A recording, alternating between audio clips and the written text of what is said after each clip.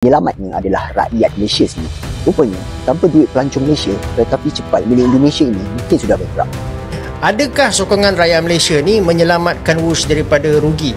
Jawapannya tidak, sebab walaupun kabar yang menyebutkan bahwa warga Malaysia menyelamatkan situasi keuangan kereta cepat Indonesia merupakan informasi yang tidak benar dan menyesatkan. Proyek kereta cepat Jakarta-Bandung sepenuhnya merupakan hasil kerjasama antara pemerintah Indonesia dan konsorsium perusahaan dari Tiongkok, tanpa keterlibatan warga atau pihak resmi dari Malaysia dalam pembiayaan maupun penyelamatan finansial proyek tersebut. Berita semacam ini perlu diluruskan agar tidak menciptakan kesalahpahaman publik dan memicu sentimen negatif yang tidak berdasar antar negara. Korang tahu tak situasi kewangan kereta api Wush Indonesia sekarang tengah terombang-ambing. Penyelamatnya adalah rakyat Malaysia sendiri. Rupanya, tanpa duit pelancong Malaysia, kereta api cepat milik Indonesia ini mungkin sudah bankrupt. Bayangkan apa yang akan berlaku pada kereta cepat ini jika penumpang dari Malaysia stop naik Wush. Adakah Wush boleh tahan?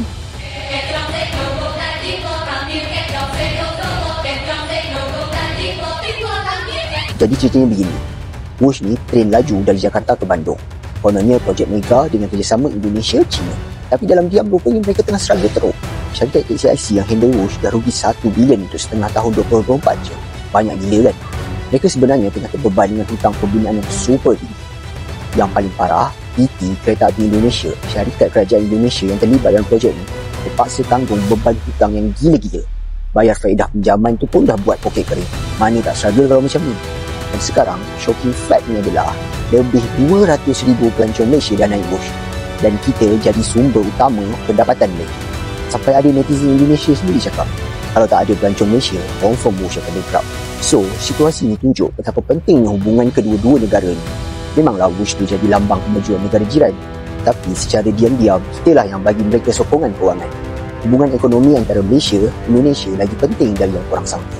Kalau korang pernah naik Wush, jom share pengalaman korang kat komen. Bagi yang belum try, mungkin dah masa nak support jiran kita sambil enjoy teknologi yang cool ni. Perkhidmatan Kereta Api Berkelajuan Tinggi HSR di Indonesia yang menghubungkan antara Jakarta Bandung mengakui kebergantungan rakyat Malaysia sebagai penyumbang jualan tiket terbesar. Kereta api Wush yang dikendalikan oleh Kereta Cepat Indonesia China atau KCIC dalam satu kenyataan memaklumkan sejak ia mula beroperasi pada 2020, lebih 200,000 penumpang merupakan rakyat Malaysia.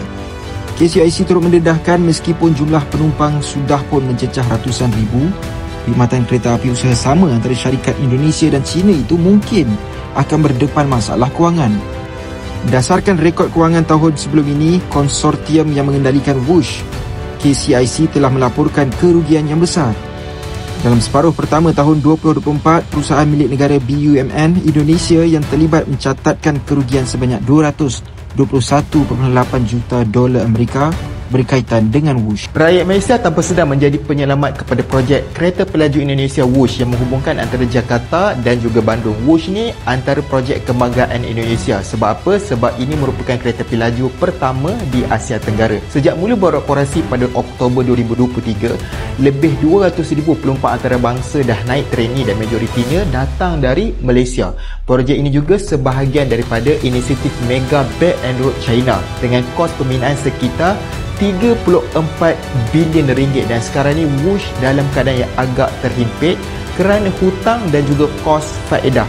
Mengikut rekod kewangan dalam separuh pertama 2024, kerugian Wush adalah melebihi 1 bilion ringgit. Apa pendapat anda? Kereta api laju Indonesia, tapi yang naik ramai-ramai orang Malaysia. Kereta api laju Wush, projek Mega Indonesia. Tapi yang support awal-awal bukan rakyat sendiri. Daripada 200,000 penumpang antarabangsa, lebih 40% adalah orang Malaysia.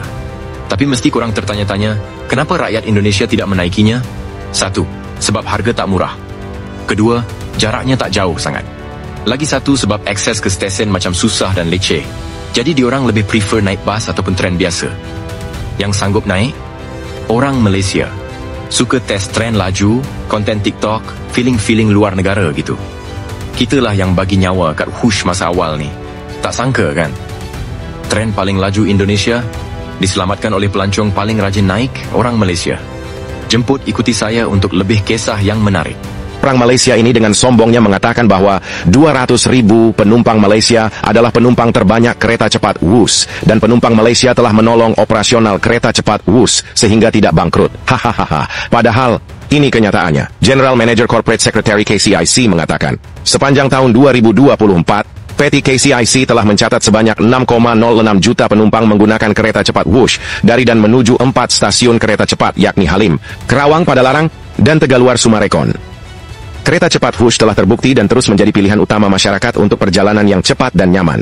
Jumlah penumpang sepanjang 2024 disokong oleh berbagai momen penting yang terjadi seperti angkutan lebaran pada periode Maret-April 2024, frequent Husher Card yang diluncurkan pada Mei 2024, liburan sekolah pada periode Juni-Juli 2024, pembukaan stasiun WUS Karawang, serta angkutan Natal 2024 dan Tahun Baru 2025, Nataru. Kalau dihitung secara matematika, 200,000 dari 6,06 juta hanya 3,30%. Penumpang kereta cepat WUS dari Malaysia hanya sebanyak 3,30%. Suka kepedean ini warga Malaysia? Atau memang warga Malaysia tidak bisa berhitung? Operasional kereta cepat WUS tanpa penumpang dari Malaysia tidak akan bangkrut. Penumpang dari Malaysia cuma 3,30%. Peratus adalah bahasa Melayu Malaysia yang artinya persen.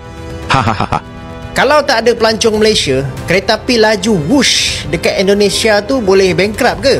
Okey, jom kita jawab persoalan ni dengan fakta dan data. So, baru-baru ni kecoh lah cerita pasal kereta api laju WUS dekat Indonesia yang dikatakan tengah hadap masalah kewangan tapi masih lagi diselamatkan oleh pelancong terutamanya daripada Malaysia lah. Akan tetapi sebelum tu, jom kita cerita sikit lah pasal WUS ni WUS ni dia adalah satu projek kereta api yang berkelajuan tinggi lah dan juga yang pertama dekat Indonesia. So jalan dia adalah daripada Jakarta ke Bandung dengan masa perjalanan sekitar dalam 45 minit hingga 1 jam macam tu lah. Tapi kalau kau naik kereta, dia adalah makan masa dalam 3 hingga 4 jam. So projek ni dibuat di atas kerjasama China melalui inisiatif Belt and Road dan dia telan belanja lebih kurang dalam 34 bilion ringgit lah. So apa masalah utama kereta api laju WUS ni? Dia sebenarnya masih lagi tak dapat tampung kos yang tinggi yang cecah sekitar 34 bilion lah. Dan 34 bilion ni sebenarnya dia adalah satu bajet yang sangat tinggi dan jauh daripada sasaran asal iaitu 20 bilion. Jadi setakat ni apa yang berlaku ialah dia punya hasil dia masih lagi tak dapat nak tampung kos operasi lah. So dengan kata lain dia rugi. Jadi buat masa ni kerugian ni ditanggung oleh siapa? Dia ditampung oleh dana kerajaan dan juga pinjaman luar. Jadi betul ke rakyat Malaysia ramai naik kereta api ni? Kalau kita tengok sejak WUS ni beroperasi secara komersial pada Oktober 2023, lebih 200,000 penumpang asing yang telah gunakan perkhidmatan kereta api ni lah. Dengan pelancong Malaysia menyumbang sekitar 85,000 orang. Dan ini juga menunjukkan bahawa pelancong Malaysia ni adalah penyumbang utama di dalam jumlah penumpang asing. So, jawapannya memang rakyat Malaysia paling ramai support kereta api laju ni. Ramai rakyat Malaysia ni dia guna WUS sebab dia dapat jimatkan masa bila pergi Bandung daripada Jakarta. Daripada berjam-jam naik atas jalan raya tu, lebih baik duduk dalam train dan 1 jam dia sampai lah. Dan ni persoalan yang kedua adakah sokongan rakyat Malaysia ni menyelamatkan WUS daripada rugi? Jawapannya tidak, sebab walaupun kehadiran pelancong Malaysia ni dia bantulah naikkan jumlah penumpang, akan tetapi WUS masih lagi rugi. Pada separuh pertama tahun 2024, KCIC melaporkan kerugian sebanyak 1.06 bilion ringgit dan ujuran kewangan pada tahun 2023 menjangkakan defisit sebanyak 955 juta ringgit. Cuma kehadiran pelancong daripada Malaysia ni dia dapatlah mengurangkan kerugian ni. Dia lebih teruk kalau pelancong Malaysia ni tak support. Kesimpulannya walaupun kereta api WUS ni dia adalah simbol kemajuan dan prestij untuk Indonesia, tapi hakikatnya dia masih lagi sangat perlukan sokongan luar lah untuk survive. Dan Malaysia pula jadi penyelamat utama untuk mengurangkan dia punya kerugian tu. Tapi kalau pergantungan ni terlalu tinggi, satu hari nanti WUS mungkin boleh bertukar menjadi sebuah beban.